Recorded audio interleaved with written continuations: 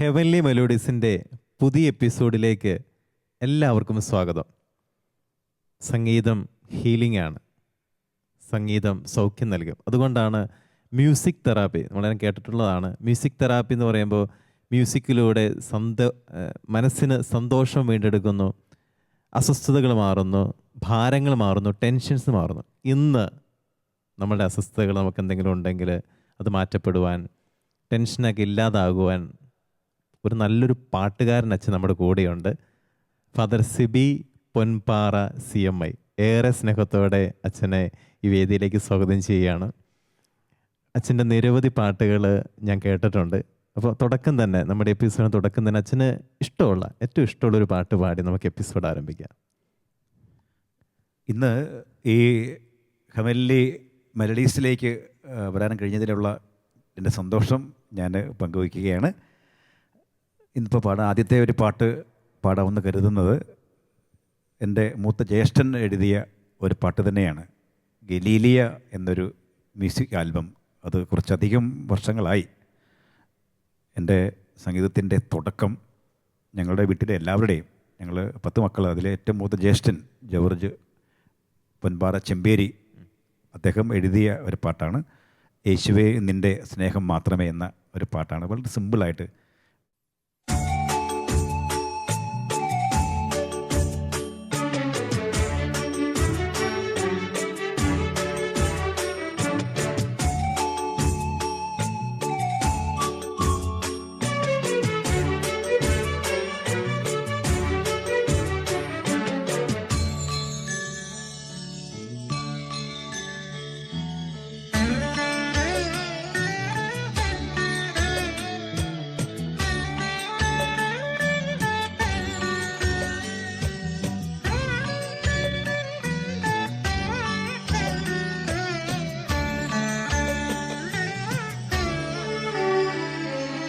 യേശുവേ നിൻ്റെ സ്നേഹം മാത്രമേ എൻ്റെ മാനസം തേടാവൂ.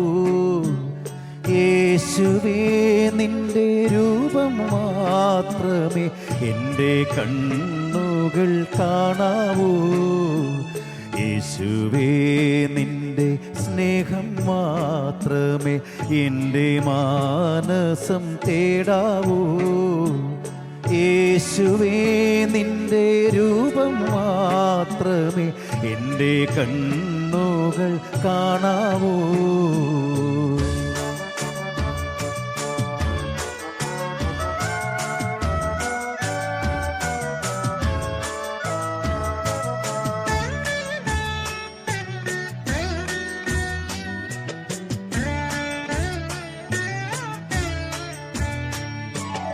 ഏറെ ദൂരെ അലഞ്ഞു ഞാൻ നിന്റെ സന്നിധി വിട്ടകന്നപ്പോ, പേരു ചൊല്ലി വിളിച്ചു നീ എന്നെ ഓടി വന്നു പുണർന്നല്ലോ.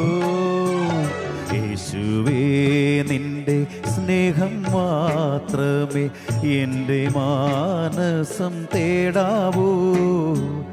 യേശുവേ നിൻ്റെ രൂപം മാത്രമേ എൻ്റെ കണ്ണുകൾ കാണാവൂ.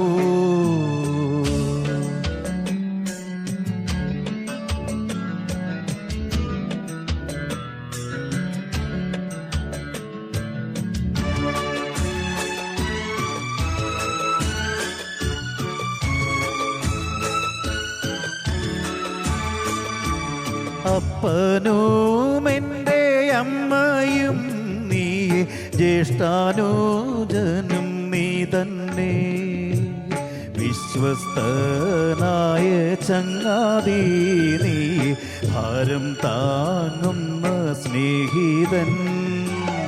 യേശുവേ നിൻ്റെ സ്നേഹം മാത്രമേ എൻ്റെ മാനസം തേടാവൂ.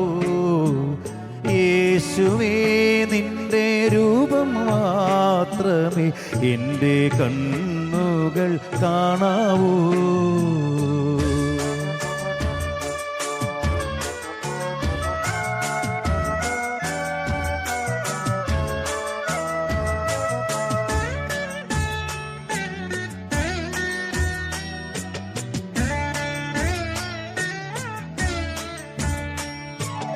ശത്രുവിൻ്റെ വലയിൽ വീണു ഞാൻ മൃത്യുവിങ്കൽ വലഞ്ഞപ്പോ ക്രൂശിൽ തൂങ്ങി മരിച്ചു നീ നിന്റെ ജീവൻ നൽകി എനിക്കായി.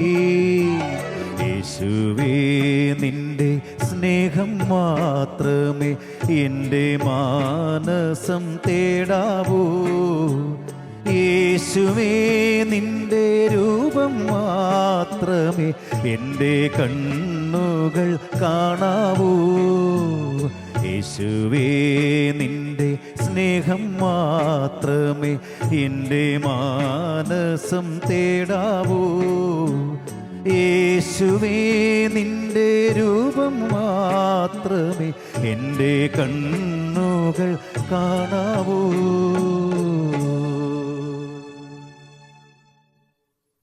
അച്ഛൻ നല്ല പ്രാർത്ഥനയോട് കൂടി അച്ഛൻ പാടിയത്. ഞാൻ ഇപ്പം എൻ്റെ വീട് ഓർത്തുപോയി.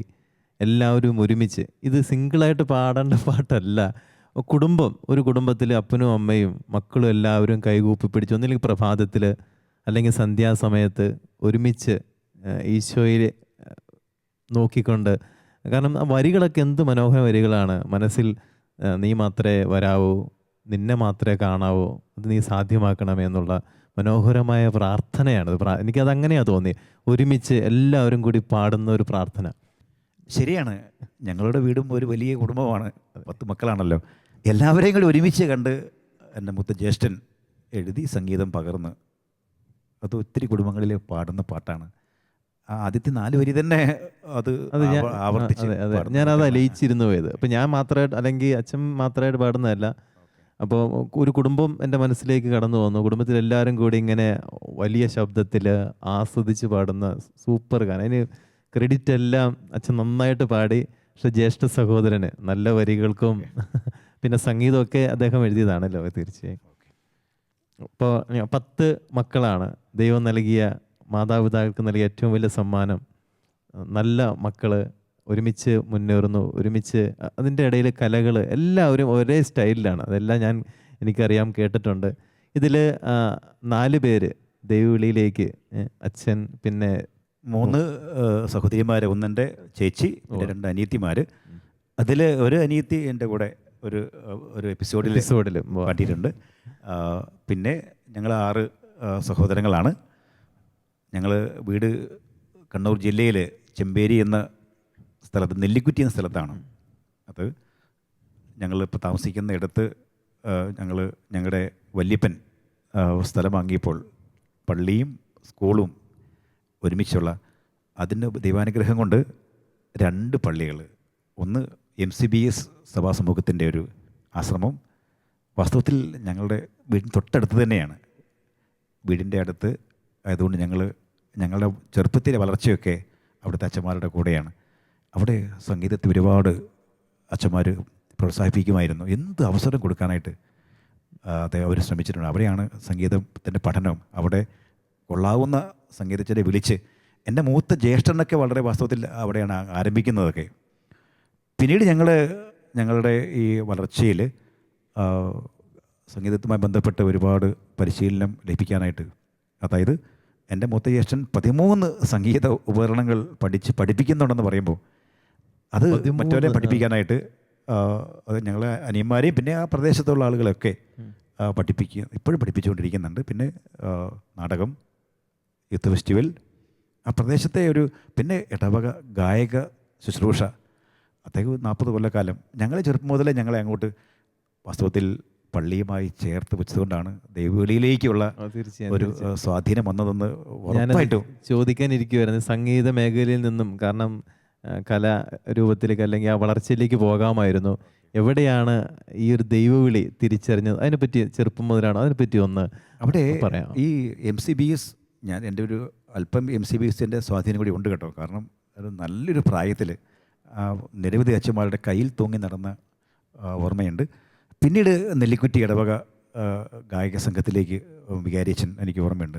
ഒരു ജോർജ് നെല്ലുവേലിലച്ഛൻ എന്ന് പറഞ്ഞ സമയത്തൊക്കെ, ജോസഫ് ഒറ്റപ്പിളാക്കലച്ഛൻ എന്ന സമയം, അങ്ങനെ അച്ഛന്മാരുടെ സമയത്തൊക്കെ ഇടവകയിലെ ഗായക സംഘത്തിലേക്ക് ചേർക്കുന്നു. ചെറുപ്പം മുതലേ അതിനുള്ള അവസരം കിട്ടി. ചെറിയ പാട്ടൊക്കെ ഉള്ളെങ്കിലും ഉറക്കെ പാടുമായിരുന്നു. അപ്പോൾ ഞാനും ചേട്ടനും ഒക്കെ. പിന്നെ കുറേ കഴിഞ്ഞ് അനിയന്മാരൊക്കെ വന്നു.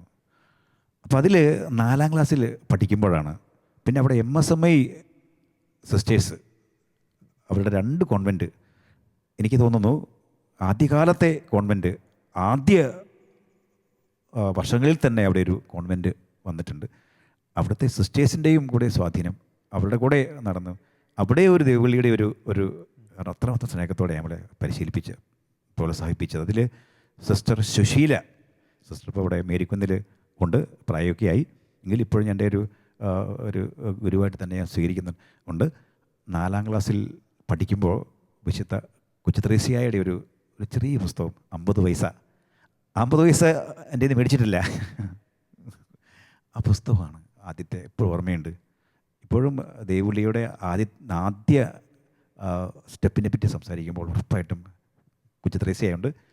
ആ അത്ഭുതം എന്ന് പറയട്ടെ, വിശുദ്ധ കൊച്ചുത്രേസ്യയുടെ വലിയൊരു ഭക്തനായ ബർത്തുലമാച്ചൻ്റെ കൂടെ പഠിക്കാനും പരിശീലിക്കാനും ഞങ്ങളെ പഠിപ്പിച്ച റക്ടച്ചൻ, അദ്ദേഹം മരിച്ച് അടക്കപ്പെട്ടിരിക്കുന്നതും കൂടത്തായിലാണ്. ഞാൻ ഇപ്പോഴും വിശ്വസിക്കുന്നത് ഭാവിയിൽ അദ്ദേഹം വിശുദ്ധനായി പ്രഖ്യാപിക്കപ്പെടും തന്നെയാണ്. ഒത്തിരി അത്ഭുതങ്ങൾ അദ്ദേഹം പ്രവർത്തിക്കുന്നുണ്ട്. പിന്നെ 4ാം ക്ലാസ് കഴിഞ്ഞ് പിന്നെ ഈ എൻ്റെ ചേട്ടൻ, ഞാൻ പറഞ്ഞല്ലോ എൻ്റെ ചേട്ടൻ ബാബു, കണ്ണൂർ ബാബു, ഞങ്ങൾ ഒരുമിച്ചാണ്. അദ്ദേഹം കൂടുതൽ സംഗീതത്തിൽ മുമ്പിൽ പോയി. അദ്ദേഹം പിന്നെ പാട്ടിലേക്ക് പോയി. പിന്നെ 9ാം ക്ലാസ്സിൽ പഠിക്കുമ്പോഴാണ് വീണ്ടും ഈ MSMI സിസ്റ്റേഴ്സ് ഒരു അവധിക്കാലത്ത് വിശുദ്ധ ഡോൺ ബോസ്കോയുടെ ഒരു വലിയ പുസ്തകം, വാസ്തവത്തിൽ വായനയുടെ ഒരു പ്രേരണ കൂടി ഗൗരവമായി, വായനയുടെ പ്രേരണ വീട്ടിൽ നിന്നുണ്ട് കേട്ടോ. എൻ്റെ അപ്പൻ്റെ ഒരു ലൈബ്രറി തന്നെയുണ്ട്, അപ്പന് ജ്യേഷ്ഠ ലൈബ്രറിയിലുണ്ട്. വായന ഒത്തിരി, വാസ്തവത്തിൽ എൻ്റെ അപ്പൻ്റെ സാഹിത്യ വാസന പകുതി എനിക്കില്ല എന്നാണ് തോന്നുന്നത്. അത്രമാത്രം ജ്യേഷ്ഠൻ്റെ അവർ തന്നെ വീട്ടിൽ തന്നെ ലൈബ്രറി ഉണ്ട്. പിന്നീട് അദ്ദേഹം മരിച്ചു കഴിഞ്ഞിട്ട് ഞാൻ ഈ അടുത്ത കാലത്ത് നോക്കുമ്പോൾ ഒരു ചാക്കിക്കെട്ടിനകത്ത് ആ പഴയ പുസ്തകങ്ങളൊക്കെ, അതിൽ കുറേ പുസ്തകങ്ങളൊക്കെ ഞാൻ പഴയത് ഇപ്പം എൻ്റെ കയ്യിൽ തന്നെ എടുത്തിട്ടുണ്ട്. അങ്ങനെ അപ്പോൾ 9ാം ക്ലാസ് പഠിക്കുമ്പോൾ ഒരു വലിയ പുസ്തകം MSMI കോൺവെൻറ്റിൻ്റെ അവിടുത്തെ ലൈബ്രറിയിൽ നിന്നും ഡോൺ ബോസ്കോയുടെ ഒരു അവധിക്കാലത്താണ് വായിച്ച് തുടങ്ങി. അല്പം കഴിഞ്ഞത് പിന്നെ എന്ത് ചെയ്യും, 2-3 ദിവസം കൊണ്ട് ഞാനത് മൊത്തം വായിച്ച് തീർത്ത്. ഞാനൊരു ഡോൺ ബോസ്കോയുടെ കടുത്ത ആരാധകനായി മാറിയെന്ന് പറയാം. ചെറുപ്പത്തിലും അദ്ദേഹത്തിൻ്റെ ഒരു എനർജി എന്നെ അത്ഭുതപ്പെടുത്തി. അതെല്ലാവർക്കും അറിയാവുന്ന കാര്യങ്ങളാണ്.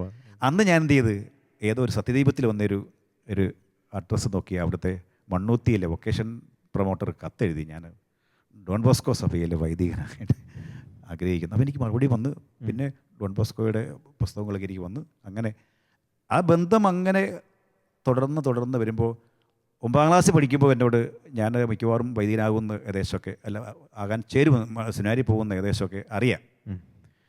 അപ്പോൾ എന്നെ പഠിപ്പിച്ച ഒരു മാഷുണ്ട്, മാനുവൽ മുല്ലക്കേരി സാർ എന്ന് പറയും, മലയാളം പഠിപ്പിച്ച സാറാണ്. അദ്ദേഹം പറഞ്ഞു, നീ അച്ഛനായാലും കപ്പിയാരാകാൻ പോയാലും നീ പഠിക്കേണ്ട വിഷയം മലയാളം, പഠിപ്പിക്കാൻ ഭാഗ്യം കിട്ടിയാൽ മലയാളം. നോക്കിക്കേ, ചില ഗുരുക്കന്മാരാണ് കുട്ടികളുടെ ഭാവി. അന്നൊരു സ്പാർക്ക് പോലെ. പിന്നീട് ഞാൻ ഭാഗ്യത്തിന്, പിന്നെ ദൈവവിളി എന്ന് പറയുന്നത് ദൈവം നിശ്ചയിക്കുന്നതാണല്ലോ. CMA സഭയിൽ വന്നതുകൊണ്ട് മാത്രമാണ് എനിക്ക് മലയാളത്തിൽ, കാരണം മറ്റ് പല സന്യാസമൂഹങ്ങളൊക്കെ ഒന്നെങ്കിൽ ലാറ്റിൻ സമൂഹമായിരിക്കാം, അല്ലെങ്കിൽ എയ്ഡഡ് സ്കൂൾ ഉണ്ടാവില്ല. ഇതുപോലെ CMA സഭയിലെ പോലെ വിദ്യാഭ്യാസ സ്ഥാപനങ്ങളല്ല ഇല്ലായിരിക്കാം. തീർച്ചയായും. ഏതായാലും വന്നു ദേവഗിരി കോളേജിൽ പ്രീ ഡിഗ്രി പഠിക്കുന്ന സമയത്ത് അവിടെ തുടങ്ങി വീണ്ടും മലയാളത്തിലേക്ക് തുടരാനുള്ള അവസരം കിട്ടി. ഡിഗ്രി ആയപ്പോഴും ഞാൻ മലബാർ ക്രിസ്ത്യൻ കോളേജിലാണ് ഡിഗ്രി പഠിച്ചത്, മലയാളം BA. അവിടെ തന്നെയാണ് ഞാൻ PG ചെയ്തത്. മാനാഞ്ചിറ ഗവൺമെൻറ് കോളേജിൽ ഞാൻ B.Ed കഴിഞ്ഞു. അപ്പം മലയാളത്തിലേക്ക് പോകാനും കൂടെ ചില പാട്ടുകൾ എഴുതാനും, പിന്നെ നമ്മുടെ ഈ സീറോ മലബാർ കുർബാന ആരാധനക്രമം, പാട്ടുകൾ, അപ്പം അങ്ങനെയൊക്കെ ഈ കുർബാനയ്ക്കൊക്കെ ഇങ്ങനെ ഈ ഭക്തിഗാനം പാടാനുള്ള ഭാഗ്യം കിട്ടിയതുകൊണ്ടാണ് ഇപ്പോഴും ഇങ്ങനെ പാടാൻ പറ്റുന്നത്. അങ്ങനെയാണ് നമ്മുടെ ഈ വളർച്ചയുടെ കാര്യങ്ങൾ. അതേസമയം ഞാൻ പറഞ്ഞത് നമ്മുടെ വീട്ടിൽ നിന്ന് കിട്ടിയതാണെങ്കിലും സഭയിൽ നിന്നും. പിന്നീട് ഞങ്ങൾക്ക് സെമിനാരിയിൽ ചേർന്ന ശേഷം എൻ്റെ അനിയന്മാരെ കൂടി സംഗീതം പഠിപ്പിക്കൽ തുടങ്ങിയത് മുത്തച്ചേട്ടൻ തന്നെയാണ്. എന്നെക്കാൾക്ക് ഒത്തിരി സംഗീതത്തിൽ എൻ്റെ അനിയന്മാരൊക്കെ വളർന്നു പോയി. അവർ സ്റ്റേറ്റിലൊക്കെ മുസ്ലിം ലീഗും സ്കൂൾ സംസ്ഥാനത്തൊക്കെ സമ്മാനം ഒക്കെ വാങ്ങിച്ച്, എൻ്റെ അനിയൻ രജു എന്ന് പറയും, കൈരളി പ്ലേ ബാക്ക് സിംഗറിൽ അദ്ദേഹം ഫൈനലിലെത്തി. വേറെ ഏറ്റവും ഇളയനെയും റൂബിൾ എന്ന് പറഞ്ഞ ഇളയനെ കമ്പോസ് ചെയ്യും, പാട്ടും എല്ലാം ആ രംഗത്തൊക്കെ എല്ലാത്തിനും തുടക്കം അവിടെയാണ്. പിന്നെ കണ്ണൂർ ബാബു എൻ്റെ നേരെ ചേട്ടൻ, അദ്ദേഹത്തിൻ്റെ പ്രൊഫഷണലായിട്ട് അദ്ദേഹം നിരവധി ആൽബങ്ങൾ ഇറക്കുകയും അദ്ദേഹത്തിൻ്റെ പാട്ടുകളൊക്കെ ഇപ്പോഴും ആലപിക്കുകയും ചെയ്യുന്നുണ്ട്. ബാക്കി എൻ്റെ ജീവിതം CMI സഭയിലാണ്, സഭയുടെ കൂടെയാണ്. അങ്ങനെ മുമ്പോട്ട് പോയിക്കൊണ്ടിരിക്കുന്നു. മാതാപിതാക്കൾ തീർച്ചയായും അവരുടെ ആ ഒരു പ്രാർത്ഥനയും, പ്രത്യേകിച്ച് ഈ ആദ്യ ഗാനം തന്നെ നിങ്ങളെ മക്കളെ 10 മക്കളെ ചേർത്ത് പിടിച്ച് അവരെല്ലാം നല്ല രീതിയിലാവുക, സംഗീത മേഖലയിലാവുക. ഇപ്പം അപ്പൻ പുസ്തകം വായിക്കുന്നു, പുസ്തകം വായിക്കാൻ മക്കളെ പ്രേരിപ്പിക്കുക, നന്മകൾ നിറഞ്ഞ ഒരു കുടുംബം. ആ കുടുംബം സ്വർഗം കാണുന്നുണ്ട്. അപ്പോൾ അച്ഛനും ആ ഒരു കലയുടെ മേഖലയിലേക്ക് പോകാമായിരുന്നു, പക്ഷെ ദൈവത്തിന് കൂടുതൽ ആവശ്യമുണ്ട്. അതുകൊണ്ടാണ് പ്രത്യേകിച്ച് ഇപ്പോൾ 10 വർഷമായിട്ട് അച്ഛൻ ഒരു സ്കൂളിൽ പ്രിൻസിപ്പളാണ്. അപ്പോൾ അവിടുത്തെ കുട്ടികൾക്ക്, അവർക്ക് മാതാപിതാക്കൾക്ക്, അവർക്കൊക്കെ ഒരു ആശ്രയമാകുവാൻ, അവർക്ക് ദൈവത്തെ പറഞ്ഞു കൊടുക്കാൻ, നന്മ പറഞ്ഞു കൊടുക്കാനൊക്കെ, അതാണ് ദൈവം അച്ഛനെ ആ ഒരു വിളി മനസ്സിലാക്കുവാനായിട്ട് അച്ഛനെ ആ ഒരു കുടുംബത്തിൽ ജനിപ്പിച്ചു എന്നുള്ളതാണ് ഏറ്റവും. അതിൽ ചിലപ്പോൾ നമ്മൾ വൈദികൻ എന്തിനാണ് സ്കൂളിൽ പോയിരിക്കുന്നത്, അച്ഛനും സ്കൂളിൽ വർക്ക് ചെയ്യുന്ന ആളാണ്. അതെ. പക്ഷേ സ്കൂള് ബന്ധപ്പെട്ട് നമുക്ക് ഒരുപാട് അജപാലന സാധ്യതകളുണ്ട്. ജാതി മത ഭേദമന്യേ നമ്മുടെ സ്കൂളിൽ എല്ലാ വിഭാഗങ്ങളുണ്ട്. ഇപ്പോഴും വൈദികൻ്റെ റോളിന് ഒരു കുറവും വന്നിട്ടില്ല എന്ന് ഞാൻ വിശ്വസിക്കുന്നു. തീർച്ചയായും അതിനുള്ള എന്നെ എതിർത്ത് പറയുന്ന ഒരുപാട് സംഭവങ്ങളും ഒക്കെ നമ്മൾ ചുറ്റിനും കാണുന്നുണ്ടെങ്കിലും ഒരു വൈദികൻ പറയുമ്പോൾ അത് ബഹുമാനപൂർവ്വവും ആദരപൂർവ്വവും അനുസരണയോടെ മാതാപിതാക്കൾ കേട്ടിരിക്കുന്ന കാലഘട്ടം അസ്തമിച്ചിട്ടില്ല എന്നാണ് എനിക്ക് പറയാനുള്ളത്. മാത്രമല്ല പല പ്രതിബന്ധങ്ങളും ഈ കോവിഡിന് ശേഷം വന്നിട്ടുണ്ട്. അപ്പോഴും നമ്മൾ അനുഭവിക്കുന്ന വിഷയം തന്നെയാണെങ്കിലും നമുക്ക് അല്പം കൂടിയൊക്കെ ഒരു റോൾ അവിടെ തരുന്നുണ്ട്. തീർച്ചയായും അച്ഛൻ പറഞ്ഞോളൂ എന്താ ചെയ്യണ്ടേ, അച്ഛനെ ഏൽപ്പിച്ച് തരികയാണ്. അങ്ങനെ ഒരു അനുഭവം കൂടി ഉള്ളത് നമ്മളെ അച്ഛൻ്റെ ദൈവവിളിയും ഇതെല്ലാം കേട്ടിരിക്കാനായിട്ട് നല്ല രസമാണ്, നല്ല അനുഭവമാണ് ഞങ്ങൾക്കും എനിക്കും. പ്രേക്ഷകരെല്ലാം ഇങ്ങനെ കേട്ടുകൊണ്ടിരിക്കുകയാണ്. നമുക്കൊരു അടുത്തൊരു അച്ഛനെ ഇഷ്ടപ്പെട്ട ഒരു പാട്ട്. ഇനി പാടുന്ന പാട്ട് വിശുദ്ധ കുർബാനയെ പറ്റിയുള്ളൊരു പാട്ട്. അത് ഓർഡിനേഷനും ആരാധനയ്ക്കും വിശുദ്ധ കുർബാനയ്ക്കും ഒക്കെ പാടുന്ന പാട്ടുകളാണ്. അധികം പേർക്കും പരിചയമുള്ള പാട്ടാണ്. ഞങ്ങളെ പരിശീലിപ്പിച്ചപ്പോൾ ഗുരുവച്ചന്മാർ ഫസ്റ്റ് ഇയർ മുതൽ തന്നെ, ഫസ്റ്റ് ഇയർ ചെസാരിയൂസ് അച്ഛൻ, അദ്ദേഹം കൽപ്പറ്റയിൽ താമസിക്കുകയാണ്, പ്രായമായി. മാത്യു കുളപ്പുറവച്ചൻ, അദ്ദേഹം ചാലക്കുടി CSR ധ്യാനകേന്ദ്രത്തിൻ്റെ ഡയറക്ടറാണ്, ധ്യാനിപ്പിക്കുന്നു. പിന്നെ ജോസ് കാപ്പുകാട്ട് 6 കൊല്ലക്കാലം അദ്ദേഹത്തിൻ്റെ കീഴിൽ. പിന്നെ മാത്യു പാത്രവാങ്കൽ അച്ഛൻ, അദ്ദേഹം എൻ്റെ കൂടെ തന്നെ കൂടത്തായിലുണ്ട്. പിന്നെ നമ്മളെ പഠിപ്പിച്ച ഗുരുവച്ചന്മാരൊക്കെ പഠിപ്പിക്കുന്ന ഒരു കാര്യം, വിശുദ്ധ കുർബാനയിലുള്ള ഭക്തിയിൽ ആഴമായി വളരുന്ന ആരും ദൈവവിളി നഷ്ടപ്പെടുത്തില്ല എന്നുള്ളതാണ്.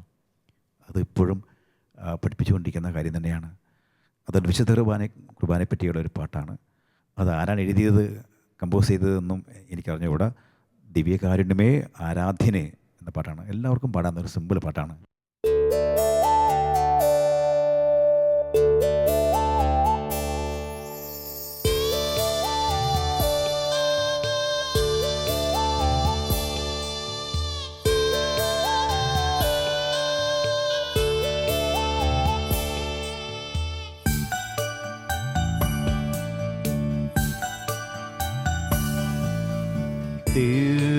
ദിവ്യകാരുണ്യമേ ആരാധ്യനേ, കരുണാർദ്ര സ്നേഹമേ ആശ്വാസമേ, താതനും പുത്രനും പാവനാത്മാവിനും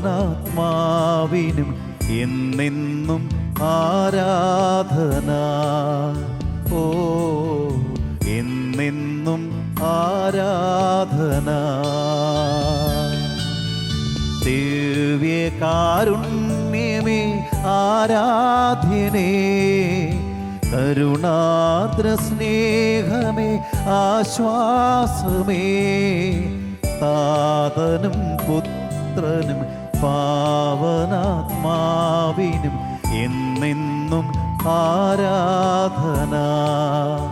ഓ എന്നെന്നും ആരാധന. ആരാധന ആരാധന യേശുവേ ആരാധന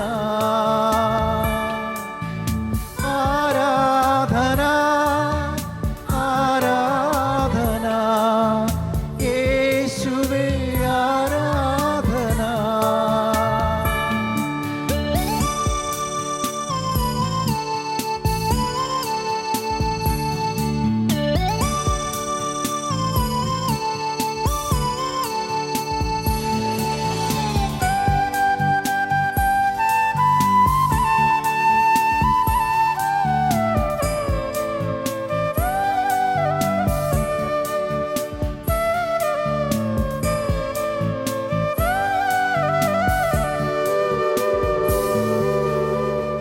കരുണാമയൻ നീ അതിവേറും സ്നേഹം മുറിവുണക്കിയിടും തൈലം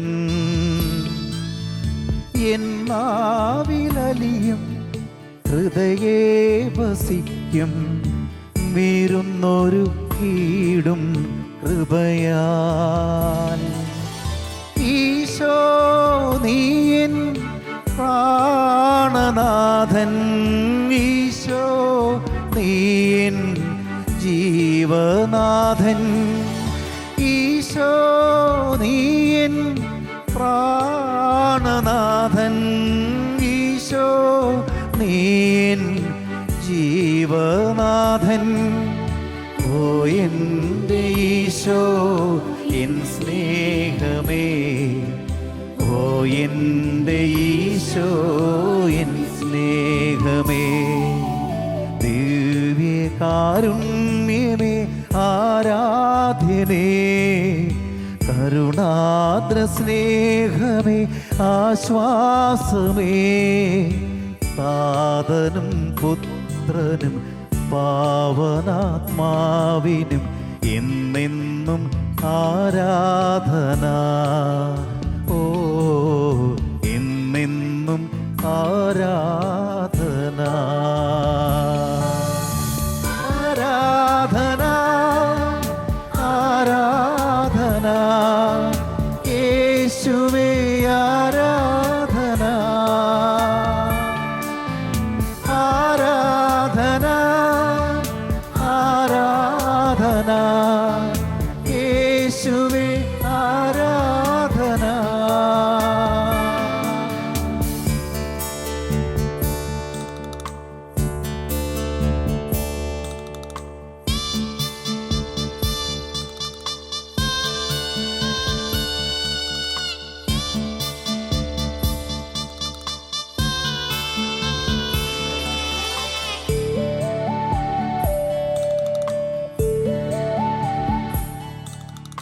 ആരാരും കാണാ കണ്ണീരിൽ നാഥൻ അനുഗ്രഹമഴവില്ലു തീർക്കും,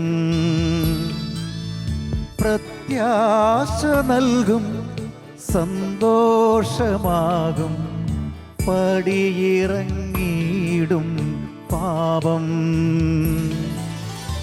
ഈശോ നീയൻ പ്രാണനാഥൻ ഈശോ നീയൻ ജീവനാഥൻ ഈശോ നീയൻ പ്രാണനാഥൻ ഈശോ നീയൻ ജീവനാഥൻ. ഓ എൻ്റെ ഈശോ എൻ സ്നേഹമേ, ഓ എൻ്റെ ഈശോ എൻ സ്നേഹമേ, ദിവ്യകാരുണ്യമേ ആരാധ്യനേ, കരുണാദ്ര സ്നേഹമേ ആശ്വാസമേ, താതനും പുത്രനും പാവനാത്മാവിനും എന്നെന്നും ആരാധന. ഓ എന്നെന്നും ആരാധന. ആരാധന ആരാധന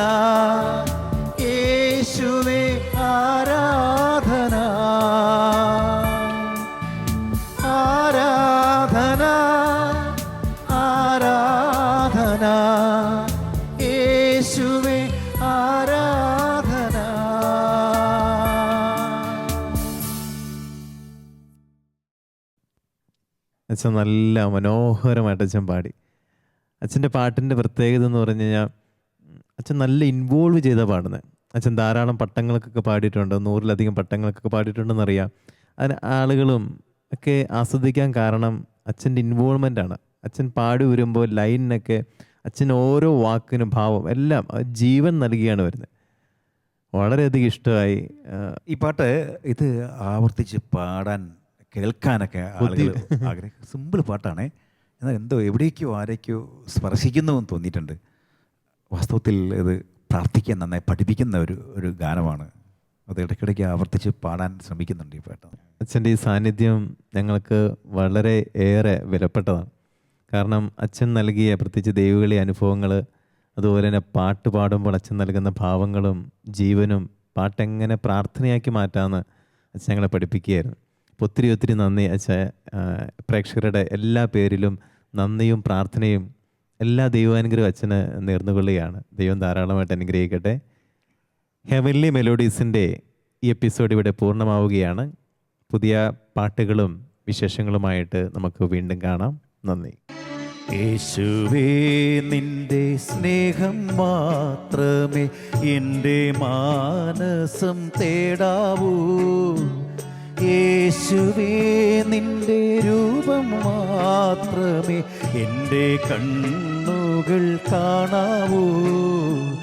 യേശുവേ നിന്റെ സ്നേഹം മാത്രമേ എൻ്റെ മാനസം തേടാവൂ.